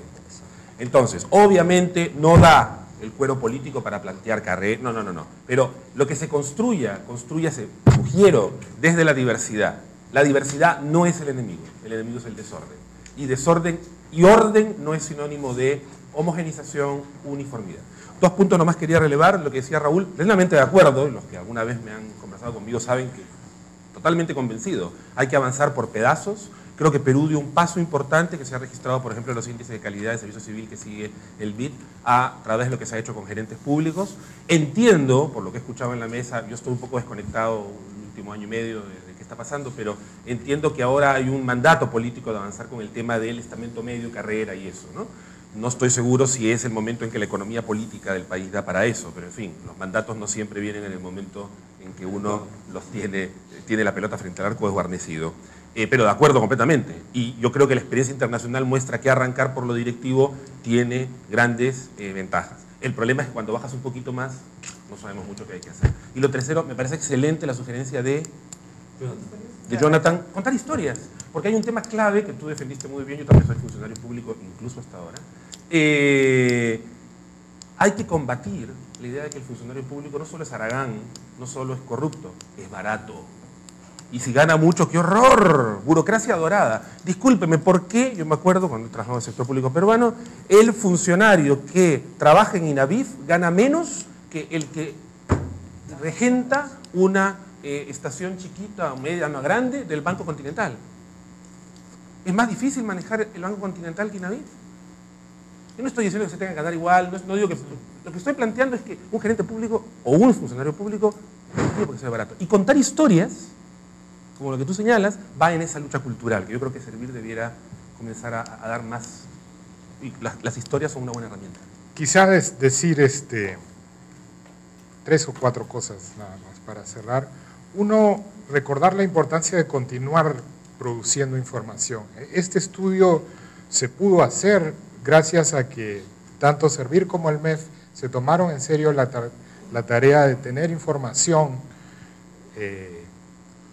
la más exacta posible, la más fidedigna posible, aunque en conjunto la información produjera el tipo de cuadro que yo he presentado y que no es nada agradable de ver para un funcionario público que supuestamente tiene alguna capacidad de mando sobre eso o de transformación de eso, ¿no?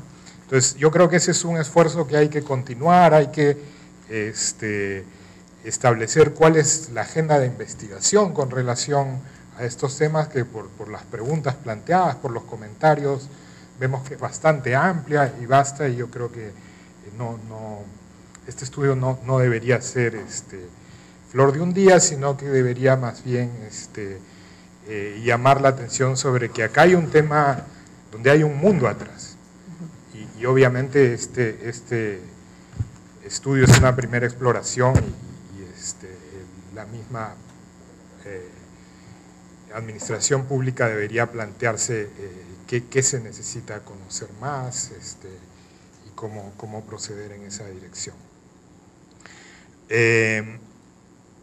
Segundo, como señaló Franklin al principio, el tema un poco que cruza todas estas opiniones en diversidad versus homogeneidad, etcétera, es cómo generar un marco de incentivos que promueva que el servicio público efectivamente tenga un buen desempeño, sirva al ciudadano, etcétera. Yo creo que ese es el marco general.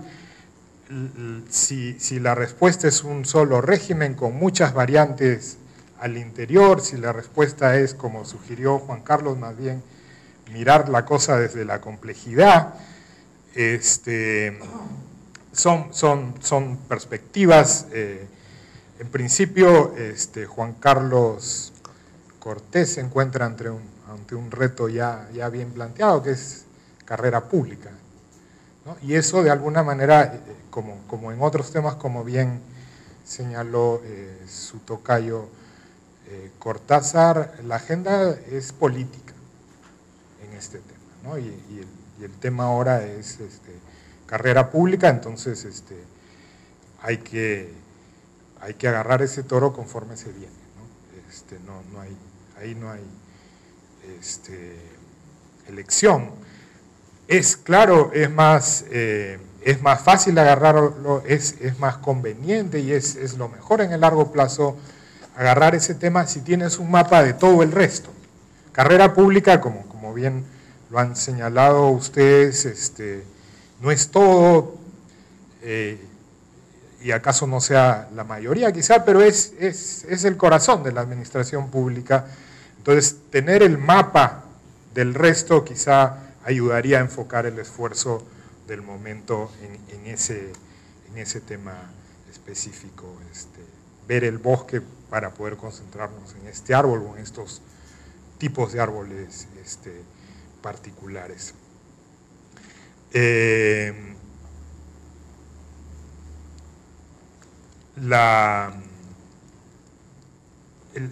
tercer comentario es que efectivamente yo concuerdo en que es más fácil comenzar por un grupo que es más reducido y al mismo tiempo, y en este sentido los dos temas de importancia y viabilidad van juntos, gracias por ventura, ¿no? Y es el hecho de que directivos es un grupo más bien pequeño y donde no se necesita hacer mucho ruido político para impulsar un modelo bien pensado, ¿no? Y es un grupo pequeño y es un grupo que por lo tanto donde parece viable avanzar, ¿no? Con todo, y como también lo han dicho alguien más en esta mesa, yo me reafirmo en la necesidad de la gradualidad, ¿no? Esto no es una reforma, no estamos hablando de una reforma que se va a implementar en los próximos años, sino probablemente más bien en las próximas décadas, ¿no? Entonces, tener un mapa de sus componentes es yo creo que fundamental, y después enfocarse en los componentes que parecen o por oportunidad política o por conveniencia más bien técnica los más pertinentes, parece la forma de avanzar. No hay en realidad, no veo yo una oposición radical entre considerar la heterogeneidad, considerar la diversidad y tener ciertos elementos homogenizadores en un sentido ordenador, ¿no? El diablo, como bien señaló Juan Carlos Cortés, está en los detalles, ¿no? En cómo, qué va acá, cómo combino esto, cuando hago este otro, y es en ese sentido no envidio y más bien respeto mucho su posición en el momento.